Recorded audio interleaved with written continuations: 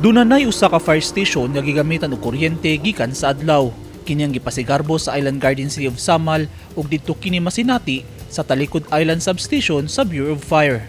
Formal nang nainagurahan ug na-turnover sa lokal nga gobyerno sa Island Garden City of Samal ang duha ka bagong substations sa Bureau of Fire nga nahimutang sa Purok Sulid Rock, Barangay Poblasyon, Kaputian ug Talikod Island, Kaputian District ngadto sa Bureau of Fire Protection, Igakos nitong milabayng semana. Ang fire substation nga nahimutang sa Talikod Island dunay supply sa kuryente pinagi sa solar. Kini ang pinakaunang istasyon sa bombero sa tibok nasud nga gigamitan sa kuryente gikan sa adlaw.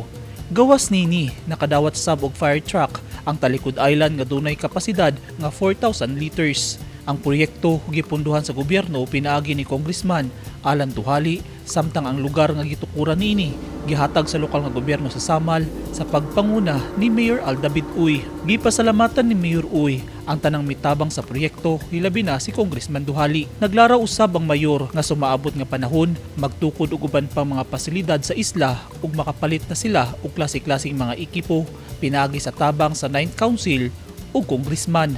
Sa mensahe ni Congressman Duhali, iyang gihatagan og gibugaton ang kaimportante sa kooperasyon o kolaborasyon aron matubag ang mga panginahanglanon ug mahatag ang mga serbisyo ngadto sa katawhan.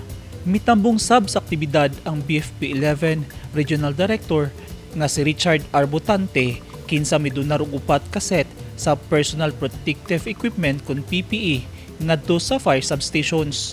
Didto usab ato sa aktibidad ang ubang opisyal sa gobyerno, Provincial Fire Marshal, kapulisan sa isla, Task Force Samal, mga barangay kapitan sa Talikod Island ug mga konsihal sa Kaputian Poblasyon.